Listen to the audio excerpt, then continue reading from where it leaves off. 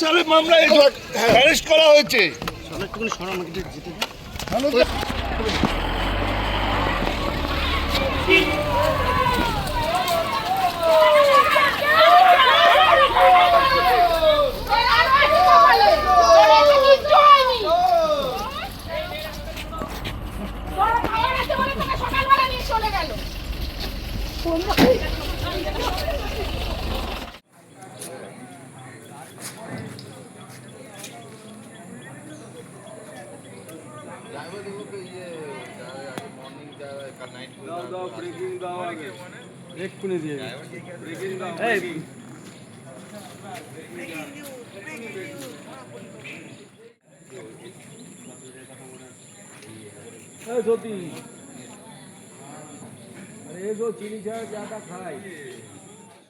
সনদকে নৈহাটিতে কোমরে দড়ি বেঁধে ঘোরানো।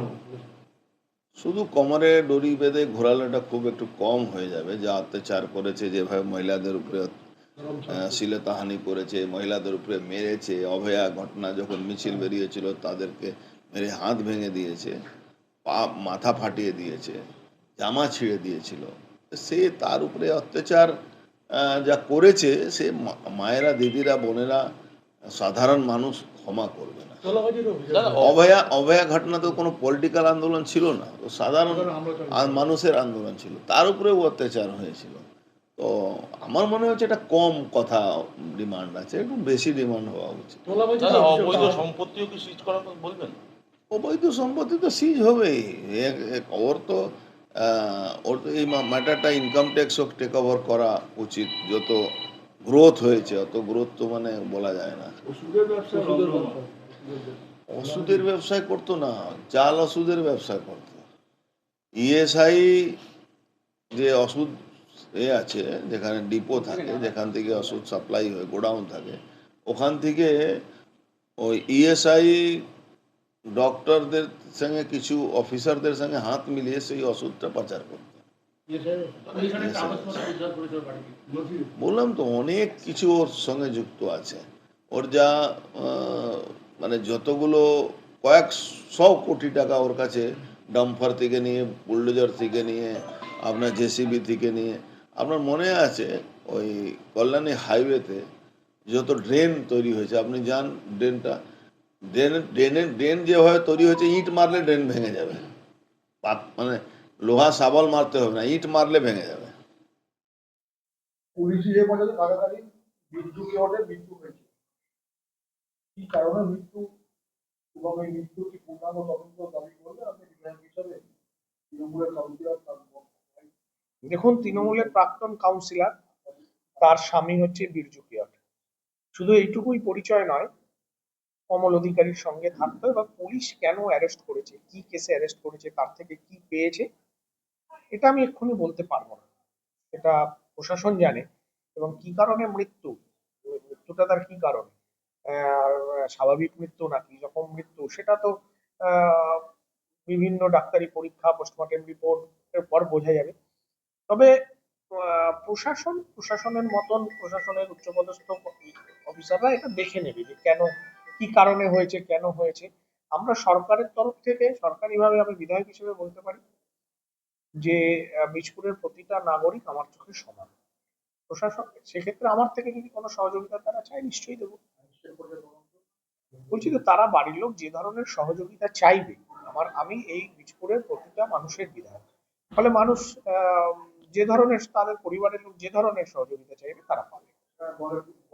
না, দলের তো আমি বলছি তো, আমি প্রতিটা মানুষের বিধায়ক। দেখুন, এমনিতে আমার ওই যে বীরজু কিয়ট মারা গেছে তার স্ত্রীর প্রতি পূর্ণ সহানুভূতি আছে, কারণ একদম সদ্য স্বামীহারা একজন, দুটো বাচ্চা আছে, তার জীবনটা অত্যন্ত কঠিন। ফলে এই কঠিন মুহূর্তে তার দুঃখ বেদনাটা আমি অনুভব করতে পারি, যে তার বাচ্চা দুটো বাবা হারা হলো, স্ত্রী তার স্বামী হারা হলো।